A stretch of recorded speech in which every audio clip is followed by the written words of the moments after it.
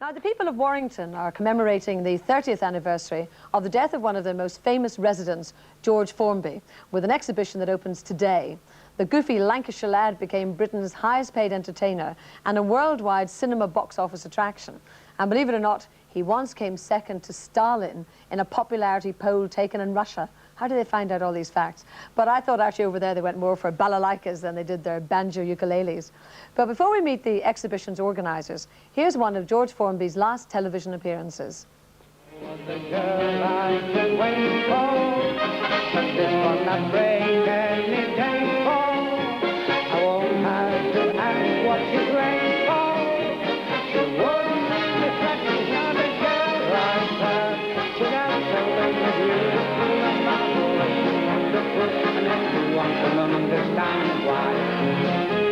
I'm leaning on a lamppost at the corner of the street in case a certain little lady passes by. Hey, George Formby, 3 months before he died. But his popularity lives on because in the studio I'm joined by Pete Waterman, one of the kings of contemporary pop music, as in Stock Aitken and Waterman, who produced hits for people like Bananarama, Jason Donovan and Kylie Minogue. And also here are Stan Evans and Mike Metcalfe of the George Formby Appreciation Society. And I have to tell you at home that Stan was singing along with every single word of the George Formby. Yeah, they don't write songs like that now, do they? Thanks, Stan. Yeah, that's a very good start. That's a good start. Thank you, Stan. Actually, what is the magic, though, of Formby, do you think? Oh, he was full of life and happiness. And in this day and age, we have a lot of doom and gloom, and George wasn't like that. He uplifted people's spirits. He certainly uplifts ours anyway. And he didn't start off, did he, wanting to go into the show business end? I mean, he was very much well, his father didn't want him to, actually, right at the beginning. He said, I think he quoted, there's one idiot in the family, didn't he? Yeah, he didn't want any more idiots in the family, only himself. But it was a natural for George to come into show business. He just had to do it. He used to entertain, he used to play tunes for the horses because he was so depressed and lonely. I mean, he was a jockey at, what, age 10 or something like that? Yes, from the age of 8. It's amazing. And he kept on running away. And we feel that George was God-given because he kept on running away from the stables. He didn't like the strict discipline. And on one occasion, he ran away from in Ireland, and he got to the docks, and the police dragged him back to the stables.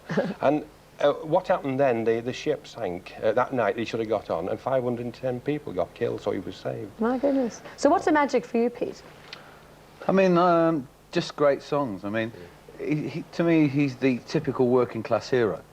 You know, he's not particularly good looking. He's very ordinary. He's very plain. His sort of songs just skirt round being rude. Yes. But you know exactly what they're about. And they're great tunes. Every George Formby song is a great tune. I mean, I'm amazed that he ever remembered which one he was singing, because they're all the same. You know, people accuse Stock Aitken Waterman of having the same song. George Formby did it for 30 years. Yeah. They were a great morale boost, weren't they, particularly during the war? Yeah. He was such a hard worker. Do you know he needed nearly 400 for one producer alone? And he had more than one producer. Never stopped working. I think at that particular time people needed something. During the war years, that was a most crucial time of George's career, and people needed something. They needed something that particular time, and I think this is why he was so successful again. Like. As you say, lyrically, I mean, not only were they sort of uplifting, but he went very, very close to the knuckle. Yeah, I mean, the thing is that I suppose what we're doing now, particularly in the 90s with American rap, it's just a cruder version. I mean, obviously, he would have taken it all the way had he been writing songs now. And that's all we're doing. We've sort of, it's a different age. But they're still George Formby songs, really. Now, you must tell me about the influence of Beryl Ingham, this clog dancer whom he married. Beryl was tremendous. She was a tremendous support for George Formby. Without Beryl, there would have been no George Formby, and there certainly wouldn't be a George Formby society. She was a tremendous strength. See, one thing that people underestimate Beryl for, she knew why people liked George Formby, and she would never allow George Formby to miss the point. And a lot of entertainers, particularly when they're as big as George Formby were, they tend to forget why they're there. And this one woman constantly stood right by his side, and if he ever veered from the path of what he did, she stopped him. And she never allowed him to kiss anybody on screen. And because it was always, he was touchable. And he was always the Lancashire lad with the grin and the smile, and how are you, and gee, champion. You know, and she kept him that way. Yeah, is it true though that she always used to stand, you know, on the film sets, and she would kind of control the roost from there? Oh, absolutely. But she was a great manager, you see, because she knew what the property she had was. She had a diamond, and she made sure she polished it every morning. I mean, the sad thing is that obviously after Beryl died, he announced his engagement. I mean, he didn't get married again, and he said, well, nobody can deny me any fun. He obviously had never realised how important this woman was to him. And like all entertainers, he failed to see how popular and why he was popular. So he actually died quite a short time then after Beryl? 2.5 months. 2.5 months. I learnt the other day, well, George's mother died at the age of 102 in Warrington, and she was a very good psychic, you know. She would have made a very good psychic. And she said, Luke, Beryl wouldn't let anybody get their hands on him while she was alive, and I'll make sure she'll make sure that nobody gets their hand on him when she's dead. And they didn't. I think what you've got to consider as well is obviously Beryl gave up her career. She was professional, and she gave up her career, and obviously she has to look after her investment, didn't she? That's right. Yes, Peter was saying if everybody could have a Beryl, they'd be all right. Yeah. Now, we're going to go back to 1960, to a television programme in which George let a very well-kept secret out of the bag. You see, what I've got to confess, folks, is that I don't understand music. I don't read it or write it, although I play these things. And of course, you see, a ukulele is strung in a certain key, and I can only play in one key. And a lot of my songs are in different keys, so I've got to have a different uke for each song. You see, nobody's ever heard that before. They think this is a gimmick, all this lot. But the trouble is sometimes I pick the wrong one up. And then it's every man for himself. I mean, that was actually quite an amazing revelation, That's wasn't right, it? yeah. Well, I can't read or write music either. No. I mean, the thing is, if you're passionate about something, you don't have to be very good at it. Because, you know, music is, you know, Beethoven was deaf. So he couldn't hear a thing he was writing anyway. It's just if you feel it. Yeah. And, you know, George had this tremendous way of delivering a great song. Well, what was interesting was the fact that he had to have, you know, different instruments. He'd have to pick up a different instrument for a different sound. We're all in different keys, that was why. Yes. I think to that, what it actually was, a lot of it, obviously you could tune a ukulele, but the thing, with a small ukulele like this one, with the frets are so very small and everything, it was easy for to play in these three, you see, and to move his fingers and to be able to get that rhythm, and it was easy for him to obviously to tune the ukulele to whatever he wants, so he could use the same chords basically all the time. Did he have a special style of playing? Well, he did, yes, this shone through. He played normally, he strummed normally when he was singing, you see, and then obviously the orchestra afterwards. At certain points it would stop, you see, and this is when this rhythm actually came through. Would you like me to show you? I would, I'd Yes. love you to show me. Right, well, you've got to imagine the music stop, you see, and this rhythm, what everybody hits on is...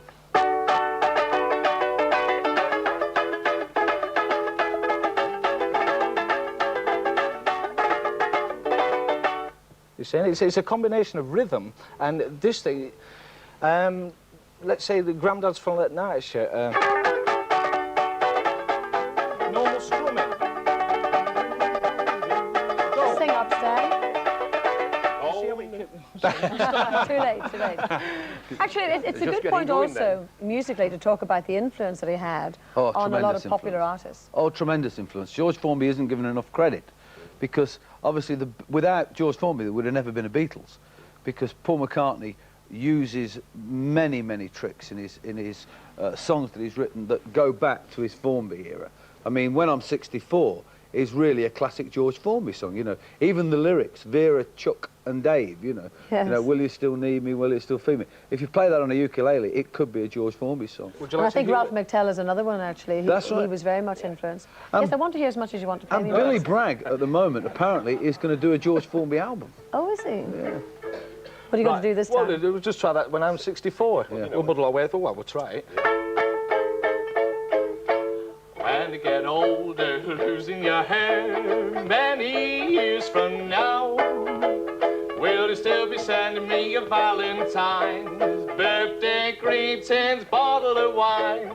Then out till the 2:45, will you lock the door?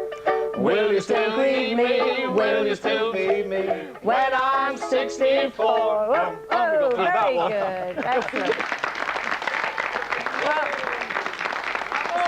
Please do stay with me because I think there might be a chance for a burst on the ukulele before the end of the programme. But I'd like you now to meet two of the youngest members of the society from Birmingham. Will you welcome Scott and Mawson Chipchase?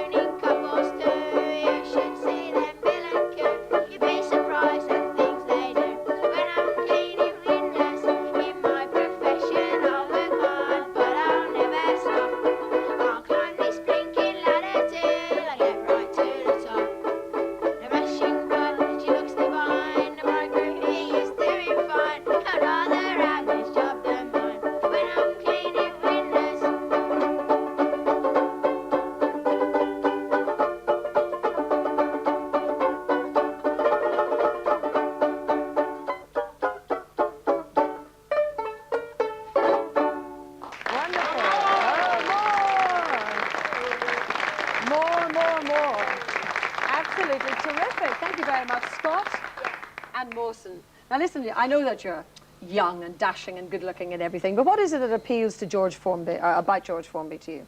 Well, he makes us laugh because he's got songs and it makes you smile when you sing them. So you like all the cheeky lyrics, and, like, do you? the fun he used to, like the little sayings he used to say, like, "Hey, it's turned out nice again." I think different things like that. And what else do you like?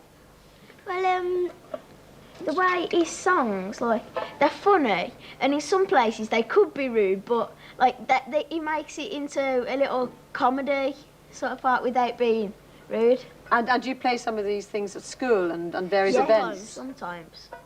So what do? You take this in with you, do you? Yeah. I'd sometimes take my wooden uke in.